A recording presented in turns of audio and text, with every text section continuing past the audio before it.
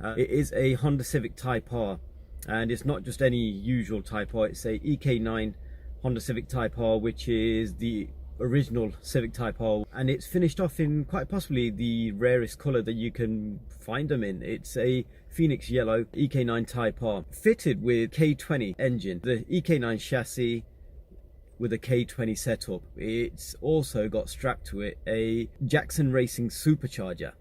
As per usual, just subscribe to our channel for more content, share, subscribe, and all the usual social media things help us grow. On the outside it looks fairly standard, apart from this exhaust system. It's got a Toda exhaust system, standard alloy wheels, wrapped in NS2R Nankangs. So as you can see, non-airbag steering wheel, it's got no clock, 10,000 RPM. So the two Recaro seats, most of you have not seen one of these on a car for a long time. Bog standard EK9.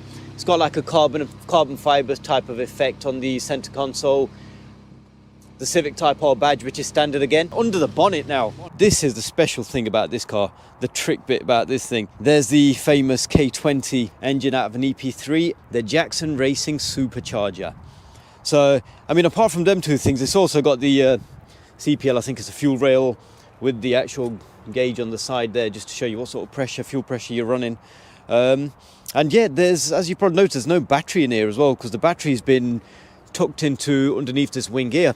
And it's got a half a radiator, yeah, and a 3-point harness, and it's got braided lines, braided fuel lines and stuff as well. So Kony suspension, it's been polybush, so all the bushes are quite hard, and it adds to the whole handling experience of this car. And for a car that's, I mean, this car is over 20 years old. It's, as you can see from the exterior, it is pretty much immaculate. And the exhaust system, it's a Toda exhaust, and the underside is actually fairly tidy for a car that's been here for 13, 14 odd years. This is the original Civic Type R that Honda ever produced. Spoon Sport Sunstrip. The other thing is this bonnet, it's a carbon fibre bonnet that's been painted in yellow just to match the car. They are the engine mounts that are needed for the K-Series conversion on a EK.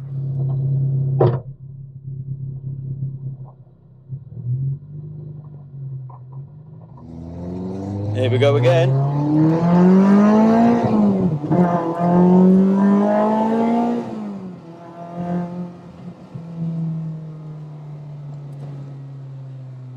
I'm actually not even taking this car to what it can get to.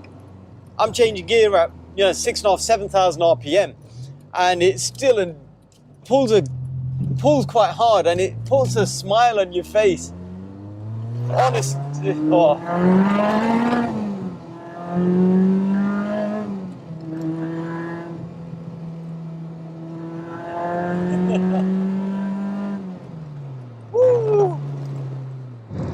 Now driving around 6th gear, it's not that loud.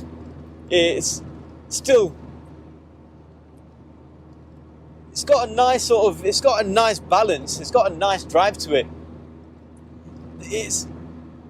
Don't get me wrong, it's a bit bouncy. Suspension is very firm. I think it's running Kony shock absorbers, but it's been fully polybushed as well. So all the suspension bushings and stuff have been replaced, so they're harder, and it obviously adds to a lot of the handling of this car. This Recaro seat, if I'm right in thinking, is out of a 30th anniversary UK spec EP3 or a JDM EP3. Such an awesome car. And honestly, even seeing like these window winders on the doors, and there's no airbags in this car as well. That's another thing with this. Mate, honestly, what else could you ask for? For a fun car, I don't see anything else that you can ask for. Now there, I wasn't even 5,000 RPM.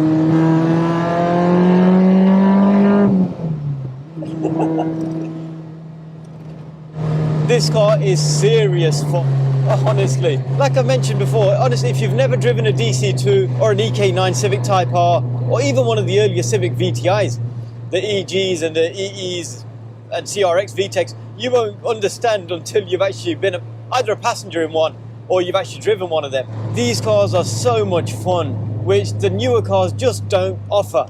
They just don't do it no more. Some cars you sit in and you're sitting slightly off center. But no, not on this. They've actually mastered this off to a T. The driving position is absolutely spot on. The steering wheel and everything else. And it's got 10,000 revs on the counter. Oh, better slow down. From 30 to 20.